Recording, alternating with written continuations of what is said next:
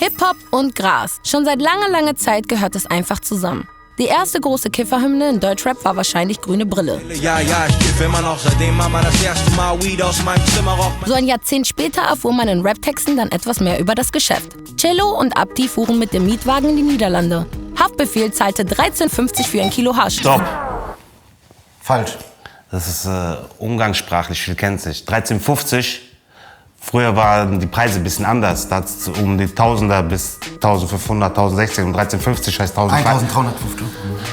Damit es die Welt jetzt weiß. Ja, 1350 Euro war früher ein Kilo Hasch und dann hast du es für einen Achterkurs verkauft. Ja, macht jetzt die Rechnung bitte. Dankeschön. Weiter, nächster. Und verkauft es dann zum Achterkurs an Kunden aus Aschaffenburg weiter. Das macht, Moment... Damals gab's das Zeug meistens in kleinen Plastiktütchen. Heute halten Rapper aber meistens diese knallbunten Baggies in die Kameras. Sieht ganz schön hochwertig aus. In farbenfrohen Buchstaben stehen Namen drauf, wie Gelato, Purple Punch und Skittles. Oder wie nennt man das nochmal? Frische Kelly-Ware bringt Packs. Kelly-Ware Wax, Jungs, Kelly-Packs. Land in der Hand, Kelly Kush, kein Standard. Alle rappen über Kelly Packs. Dafür muss man allerdings tief in die Taschen greifen. Laut Erfahrungsberichten kosten die 3,5 Gramm Packungen zwischen 60 und 120 Euro. Wenn du normal Vollzeit arbeitest, deine Miete zahlst, deine Rechnung bezahlst, 100 Euro, ich küsse deine Augen. Aber ist auch immer Kelly drin, wo Kelly draufsteht? Und warum genießt ausgerechnet Cannabis aus Kalifornien weltweit so hohes Ansehen? Um das zu verstehen, müssen wir ein bisschen in der Zeit zurückreisen. 60er, Hippies, ne? Genauer genommen ans Ende der 60er Jahre. Die US-Army führt gerade Krieg in Vietnam und wird verlieren. Dagegen wird in den USA protestiert. Auch in San Francisco. Hier gibt es massenweise Hippies. Das ist damals die größte Jugendkultur. Und San Francisco hat eine riesige LGBTQ-Community. Das Magazin Time nennt die Stadt sogar Gay Capital of the World. Passt auf, das wird gleich wichtig. Hier kommt nämlich Dennis Peron ins Spiel. Der wurde 1945 in der Bronx geboren. Er ging zur Armee, weil er als schwuler junger Mann schnell von seiner Familie weg wollte. Also kämpfte er lieber als Teil der Air Force im Vietnamkrieg. Nach Kriegsende zieht er dann mit einem Kilo vietnamesischen Weed im Gepäck nach San Francisco. Weil weißt du, er macht so Krieg, Mikra-Rakets, danach keiner kontrolliert ihn. Du weißt, dann warst du Sergeant, Iowa, Bus einer Gabus, dies, das, er geht mit Koffer. Die haben sich so gedacht, Alter, was sollen wir den alten Veteranen abfacken und so. Ja, Mann. Der hat seinen Status ausgenutzt. Dort wohnte er in einer Kommune mit anderen Hippies. Er kiffte und verkaufte Gras auf einem ganz guten Level. Einige Hippies hatten angefangen, selbst zu growen. Und zwar im Emerald Triangle. Das liegt im Nordwesten Kaliforniens. Dort gibt es Hügel, viel Sonne und fruchtbaren Boden. Außerdem war man weit genug entfernt von den Cops. Okay, das sind erstmal gute Kriterien. Der Anbau und Verkauf war damals natürlich noch verboten. In den 80ern wurde Hip-Hop erstmals kommerziell erfolgreich. Gekifft wurde damals schon, aber man rappte nicht wirklich darüber. Das hatte mehrere Gründe. Gras war einfach nicht cool, sondern eher so Hippie-Zeugs. Die haben es auf Local gehalten. Die halt nicht sagen, yo, ich kiffe so, weil Leute sich dann denken, ey, du bist ein verfickter Hippie, so, weißt du? Hip-Hop ohne Cannabis wäre irgendwie nicht Hip-Hop, so. Die 80er waren die Zeit von Kokain und Crack. Gerade die schwarzen Viertel in New York waren von der Crack-Epidemie stark betroffen. Neben der Crack-Epidemie wütete auch noch die AIDS-Krise. Auch die betraf vor allem Queer-Communities und auch Peron. Ihm hatte Kiffen schon im Kampf gegen seinen Alkoholismus gute Dienste erwiesen. Aber seine große Liebe Jonathan West half Cannabis auch gegen die Schmerzen und Übelkeit seiner AIDS-Erkrankung. Im Januar 1990 wurde Peron wegen 100 Gramm Eigenbedarf seines Boyfriends angeklagt. Und der starb dann nur 2 Wochen nach Perons Freispruch. Sehr symbolträchtig natürlich dann so. Ihr nehmt ihm das Weed weg und er geht einfach drauf. Von da an änderte sich alles für Peron. Er gründete 1994 den San Francisco Cannabis Buyers Club, den ersten öffentlichen Cannabis-Shop in den USA. Hier wurde Cannabis zu medizinischen Zwecken an schwerkranke Menschen verkauft. In 2 Jahren beinahe 9000 Kunden. Auf seinem Mist ist es im Endeffekt alles gewachsen. Wenn du so einen Schicksalsschlag so hast, so, dann möchtest du einfach so dagegen ankämpfen und auch noch anderen Menschen helfen, damit die das medizinisch nutzen können. Richtig cool. Man sagt ja, da sind Stoffe drin, die manche Krankheiten verhindern oder hemmen. Und 1996 schlug er mit ein paar anderen ein Gesetz vor, das Marihuana für medizinische Zwecke legalisieren sollte. Obwohl gleich 3 ehemalige US-Präsidenten meinten, eine Legalisierung würde die Gesundheit der Amerikaner gefährden, wurde der Gesetzesvorschlag bei den Wahlen im November 1996 mit knapper Mehrheit angenommen. Als 2016 die Legalisierung auch für Genusszwecke beschlossen wurde, war nicht bloß das kalifornische Weed, sondern auch das Business dahinter bereit, den Markt komplett zu übernehmen. Das Produkt verändert sich schnell. Bis 1996 hatte Cannabis in den USA durchschnittlich bloß 4% THC-Gehalt. Wieso siehst du heute noch in Bosnien aus? Sieht eigentlich aus wie Görlitzer Park. Das nennt man bei uns albanische Hecke. Wie es damals und jetzt aussieht, ist schon so, als ob Ort Model geworden ist. 2014 waren es schon 12%. Die Boutique-Strains, nach denen sich heute alle die Finger lecken, liegen sogar bei 20-35% THC-Gehalt. Klatscht ordentlich, aber vielleicht auch etwas zu viel. Studien gehen davon aus, dass erhöhter THC-Gehalt und erhöhter Konsum zu mehr Cannabis-induzierten Psychosen führen. Das Zusammenspiel, also soweit ich weiß, von THC und CBD auch ganz wichtig ist, so in der Pflanze. Alles viel zu hochgezüchtet, man. Diese ganze Kelly-Scheiße sowieso geht mir voll auf den Sack, Alter. Diese 15er, 18er Wert's okay. Reicht vollkommen aus. Sonst wird's unästhetisch. Zurück zu Rap. Der erste Rapper mit seinem eigenen Weed-Business war Burna. Mit Musik hat er aber nie wirklich was gerissen. Aber seine Brand Cookies ist eine der größten Player im kalifornischen Cannabis-Game. Der ist so der Hemshow von Cypress Hill. Und der ist der so im Hintergrund, der diese Grasgeschichten gemacht hat. Und der hat es dann so big gemacht. Auch diese Packaging und alles und drum. Burna kannte schon immer die richtigen Leute, nämlich die Cookies Fam, ein Grower Collective aus Kalifornien. Da gibt es Schabinsky, der als erster Gelato gezüchtet hat, und Jiggy, eine Grower-Legende. Der hat sein Wissen nicht nur aus Zeitschriften, sondern auch von seiner Mama, liegt also in der Familie. Komm mal so, grown. Die Cookies Fam hat damit ziemlich alles geprägt, was mit Cali Packs zusammenhängt. Und sie hat wie viele Kiffer eine Vorliebe für Süßigkeiten. Schon allein, wie die Packungen aussehen, man will es halt einfach kaufen, ne? Kann da gar nicht weggucken, gerade von diesem Bild. Ich schwöre, das fesselt richtig. Deswegen tragen wohl auch ihre Kreationen Namen wie Sunset Sherbet, Girl Scout Cookies, Cherry Pie und Gelato. Schon vor der Legalisierung waren diese Strains überall bekannt. Wahrscheinlich ging daraus auch das ikonische Packungsdesign der Cali Packs hervor. Nachdem Burna bei Cookies eingestiegen war, ging das Marketing-Game durch die Decke. Plötzlich gab es das Cookies-Merchandise. Der Name wurde zu Trademark. Und nachdem Burna zum Plug für Wiz Khalifa wurde, erwähnte der Cookies in seinen Texten. Cooking out the pot, I like my weed for lunch and dinner. Got some cookies in the jar, OG in the blender. Cookies and OG, come to my crib, we blow by the hours, cause you already know. OG Cookie, dies, das, dann kommt ein anderer Rapper, OG Cookie. Smoke no Cookie! So verbreitet es sich auf jeden Fall schnell so. Hip-Hop ist einfach schon seit den 90ern das beste Marketing-Tool im Weed-Business. Dass Kiffen heute überhaupt so einen gigantischen Coolness-Faktor hat, ist wohl Cypress Hill und Dr. Dre zu verdanken. Cypress Hill brachte den Kids bei, was es bedeutet, Blunted zu sein. Und The Chronic ließ Weed-Rap in die Charts steigen. Obwohl Dr. Dre 3 Jahre vorher noch beteuert hatte, die Finger von den Drogen zu lassen. Ein klassischer Money-Move.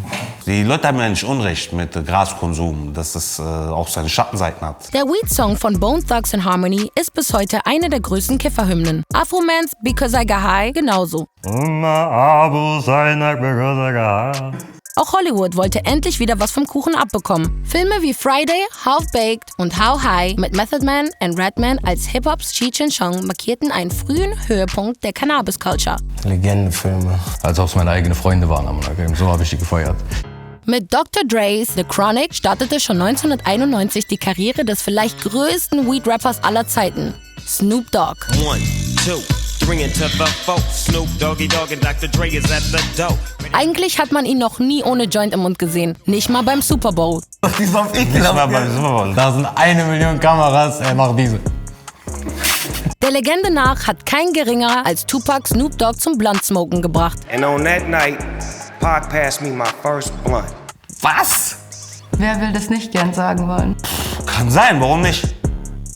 Aber die Geschichte verkauft sich auch gut. Es ergibt komplett Sinn, dass er der zweite US-Rapper mit eigener Weed-Strain überhaupt war. Wenn Snoop Dogg früher über OG Kush gerappt hat, wollten alle es probieren. Und während Cannabis-Unternehmen heute immer noch große Schwierigkeiten haben, ihre Produkte über soziale Medien oder im Fernsehen zu bewerben, ist auf die Rapper Verlass. Was die rauchen, rauchen auch ihre Fans.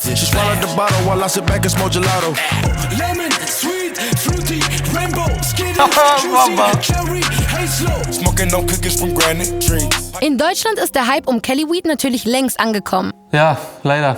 Wie alles, was die Fälle durch einen Kulturmixer kommt und dann richtig beschissen unten wieder raus, Dicker. Rapper wie Alex, CEO und PA Sports sind ins CBD-Game eingestiegen, orientieren sich im Produktdesign komplett an den US-amerikanischen Vorbildern. Wer etwas aus sich hält, kennt die Marken, die Sorten, die ansprechenden Verpackungen und die gehobenen Preise.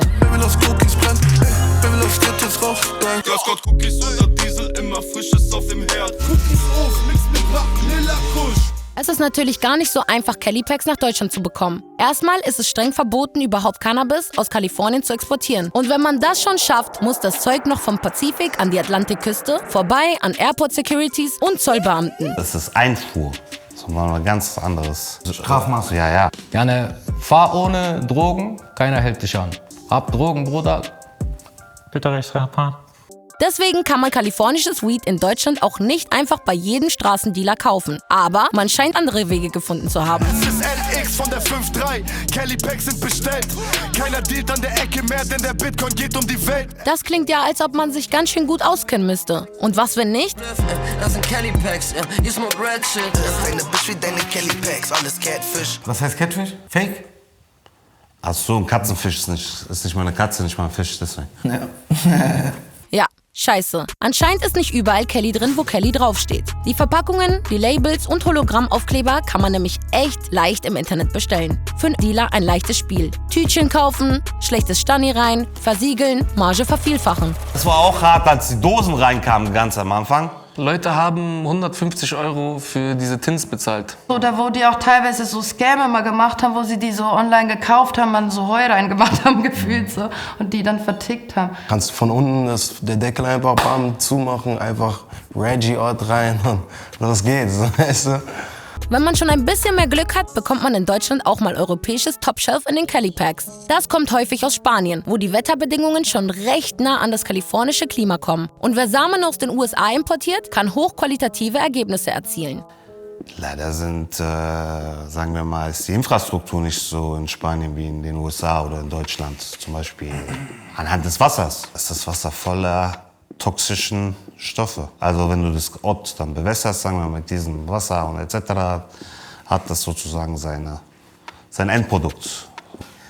Boah, jetzt rufen alle aus Spanien an, du hast es gefickt. Auf den illegalen Plantagen herrschen allerdings Zustände moderner Sklaverei. Das berichten spanische Behörden und Zeitungen. Fairtrade geht anders. Krass. Ich dachte, das würde ein bisschen chilliger bei denen ablaufen. Ich habe in so einem Pack letztens so eine SOS-Nachricht gesehen. Bitte helft mir, hat einer so reingeschrieben.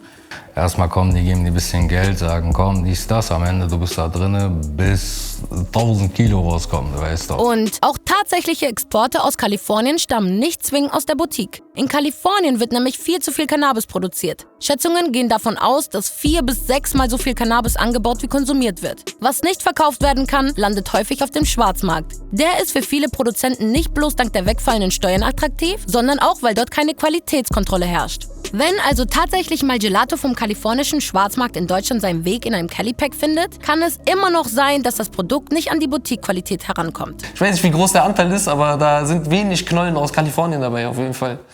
Viel Hektiks für ganz schön dicke Batzen. Wirkliche Sicherheit könnte nur die Legalisierung schaffen. Dann wäre Deutschland auf einem Schlag der größte Markt für legales Marihuana. Größer noch als Kalifornien oder Kanada. Das würde zum einen bedeuten, dass auch hierzulande Qualität, Verkaufspreise und Arbeitsbedingungen kontrolliert werden könnten.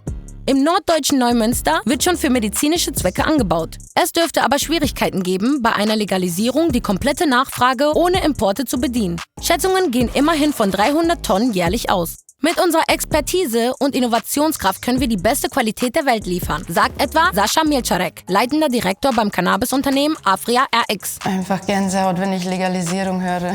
Deutschland ist nicht nur das Land der Dichter und Denker, Deutschland ist sozusagen das Land von Mercedes-Benz, Porsche, Audi, BMW, Robert Bosch und viele Sachen, Siemens, die auf der Welt zu sagen haben. Abo Achterlabor. Ich liebe so eine Labore. So. Ich würde da gerne sogar arbeiten.